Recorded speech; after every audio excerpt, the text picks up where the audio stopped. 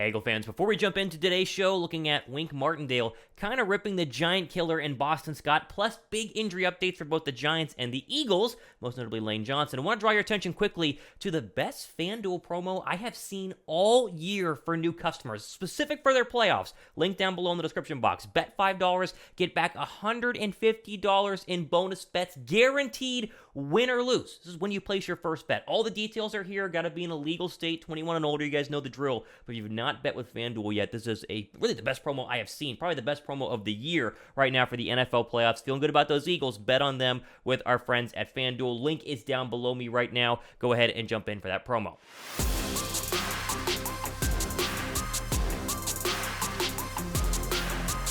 All right, I want to go ahead and jump in with the Eagles injury report and the Giants injury report as well. Today, Philadelphia was practicing, and they released what really will be their final injury report before Saturday night's matchup. And I wanted to show you a couple of good things, couple of interesting things for Philadelphia and the Giants as well. And then we'll get into the whole Giant killer comments from Wink Martindale, which are they're pretty funny. Let's just say that. Okay, starting here with the injury report for Philadelphia. A couple of things to go ahead and note here. Lane Johnson has been limited all week. He was limited again today, and specifically, they detailed what was going on yesterday at practice, and it seems like, according to NBCSports.com, he's going to try to play. The question is going to be, how effective will he be? Now, we mentioned this all week long, but there's more details here I want to share with you. Quote, Johnson, 32, is going to attempt to play through a torn abductor in his groin on Saturday. He will forego surgery and fight through the pain. Johnson hasn't played since the Cowboys game on Christmas Eve when he suffered the injury, but he did return to practice last week during the Eagles' bye week as the number 1 seed in the NFC.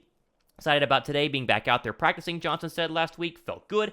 The goal is to keep testing it and progressing. Made a lot of progress this week and trying to have a regular week next week to see how I feel. And so he was at today's practice, a typical practice for Philadelphia. They're not going crazy on their final practice of a game week. But he's out there. He's starting at right tackle, and it seems like he's going to be 100% in terms of being able to go. Now, Nick Sirianni did mention they're going to keep monitoring things. Don't be surprised if Johnson gets out there, tests it, and maybe the pain's a little bit too much. Maybe you swap in Jack Driscoll. I don't know. I just know 65 is going to do his best to go ahead and start and play in this football game, and they're going to need him as that pass rush for the Giants sneakily pretty good this year. It's not, the 49ers or even the Dallas Cowboys, but it's pretty darn good, and Johnson being out there would be huge for Philadelphia. I do want to note Brandon Graham. He missed practice yesterday due to an illness, an undisclosed one. The reports that I read said it was not a serious illness, not like A.J. Brown throwing up and losing 7 pounds a couple of months ago, or really a month and a half ago, but he is back at practice this week, and so that is worth noting that he is back today and good to go, despite saying he was a DNP yesterday. He should be fine with no issues. Everybody else was basically out for,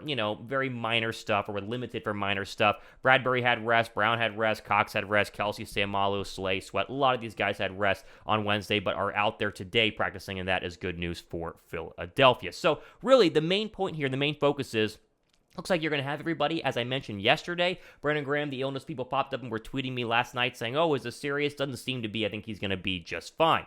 Now, in terms of the New York Giants, we go to BigBlueView.com that has an update in terms of what's going on with them. Cornerback Adoree Jackson was upgraded from limited to full. He will play for the Giants on Saturday. Not a surprise there, but he is 100%, in terms of health. He's going to go ahead and give it a go. The big question is pass rusher Azeez Ojulari, who's dealing with a quad injury. And as you see here, he told media he's sore, but plans to play. How much can he play? How effectively remains to be seen. Jackson is worth noting as one of their top cornerbacks. He's probably going to be tasked with a lot of A.J. Brown and Devontae Smith. He's coming off a sprained MCL where he missed the last 7 weeks, played against the Vikings and played pretty well. Justin Jefferson was pretty silent, but he is definitely not 100%, and so Philadelphia might be able to expose them there. So here's your full overall injury report from the Giants. Collins was limited with an ankle. Isaiah Hodgins was limited with an ankle. Julian Love with an ankle. Fabian Monroe with a hip, and Ojulari with a quad. Now, all these guys are going to play. This is how it works. They got to, disclose the injuries, and so they might actually pop up on the list, but they're going to be out there, and they're going to be playing. In New York, honestly, is pretty close to 100%, as Philadelphia is, minus Ojulari, who's going to give it a go and try and fight through the pain tolerance. Thumbs up for that. As I mentioned before, I'm going to be at the game on Saturday. I'm going to try to go through a bunch of you guys' tailgates on Saturday afternoon. I'm going to get there pretty early. And if you guys want me to stop by your tailgate, a couple of you have already reached out to me on Twitter. DM me at RealThomasMott on Twitter. Let me know which lot you're hanging out in, and I'll try and swing by for a little bit, say hi. That way we can all kind of get pumped up and fired up for the Eagles game. I'm sitting a little high. Tickets, they aren't cheap, but we're kind of center of the stadium. It's actually 223. And if you're in 223, come say hi, and hopefully you'll see me walking around the stadium. Don't be afraid to come up, say hi, and we'll talk about the birds and hopefully get a big win for the Eagles. Okay, it is obviously always a big deal when the Eagles play the Giants for a bevy of reasons, but one of them is the fact that Boston Scott is known as the Giant Killer. He has, 10 touchdowns in the past 8 games against the New York Giants. You go back to the 2018 season when they had Carson Wentz. He was an absolute menace and continues to be just that. Well, Wink Martindale, who gets a lot of hype. He's not a bad defensive coordinator, but the national broadcast always treat him like he's the greatest defensive coach in the National Football League. He's not bad. He's just unique. Well, he was asked about Boston Scott, and he has a pretty funny overall remark on this. Here's PFT on it. Quote, Scott has 86 carries for 414 yards and 17 catches for 220 yards overall against the Giants. But first-year Giants defensive coordinator Wink Martindale doesn't seem to have any special plans in mind for the running back on Saturday. It predates my time here, Martindale said via Bob Brookover of NJ.com. I can't answer that. He's a good running back. They have a stable of good running backs, so I can't answer that. I know just because he scored, I don't think he's a giant killer.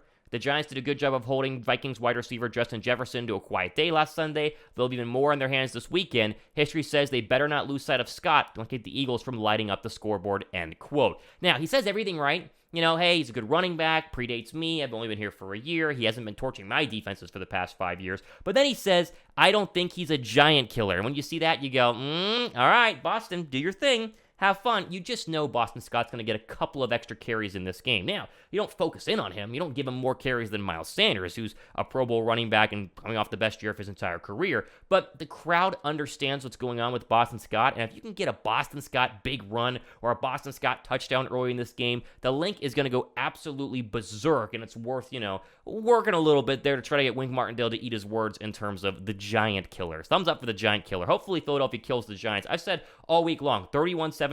This is not going to be as close as a lot of people are thinking. I'm not discounting the Giants. I'm just understanding what we have in Philadelphia. Dropped 48 on them in Week 14. 48 on the road. Let's just be clear.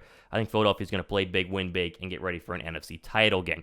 Okay, NFL national story of the day regards the Dallas Cowboys. This is fun. They have signed a backup kicker amid the Brett Maher woes. You'll see it here from ESPN.com. Todd Archer, the ESPN staff reporter, has this here quickly. Quote, Frisco, Texas, the Dallas Cowboys still plan to have Brett Maher kick in Sunday's divisional round matchup against the San Francisco 49ers, but signed Tristan Vizcaino to the practice squad on Wednesday as insurance. Maher missed 4 extra points in Monday's wildcard win against the Tampa Bay Buccaneers. After the game, owner and general manager Jerry Jones said Maher would continue as the kicker, and on Tuesday, head coach Mike McCarthy and special teams coordinator John Fazel backed him as well. But if Maher struggles when he kicks in practice on Thursday and Friday, the Cowboys will at least have Vizcaino ready. He spent part of the 2020 offseason with the club, end quote. Quick mention here, right? Dallas has a chance to beat the 49ers. I really believe that. I think Dallas has a very good game plan that can possibly beat the 49ers, and if you get good Dak Prescott, they can win. Now, big if, right? It's the Dallas Cowboys. But the fact that Maher is such a head case right now would terrify me as a Cowboy fan. It's funny as an Eagle fan, but it's terrifying if you're the Dallas Cowboys because this is going to be a close game. You not only got to make extra points, you got to make field goals. That's going to be the real question mark. What if you drive down early in this game, you're, down 7-0, field goal on 4th down and 7, or are you going to go ahead and go for it on 4th down and 7? These decisions are going to be ringing in Mike McCarthy's head all week long.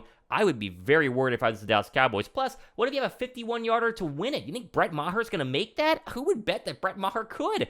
It's going to be interesting. Interesting for the Cowboys. Smart to sign Vizcaino. We'll see if they activate him for the Sunday afternoon matchup. That way, they could swap him in if, Maher goes over too early to start this game. So, a little bit of gamesmanship and a little bit of interesting stuff here regarding the Dallas Cowboys. Okay, I'll get one more show in tomorrow before I fly to Philadelphia. Flying tomorrow afternoon, I think. So we'll give one final update, one final show before.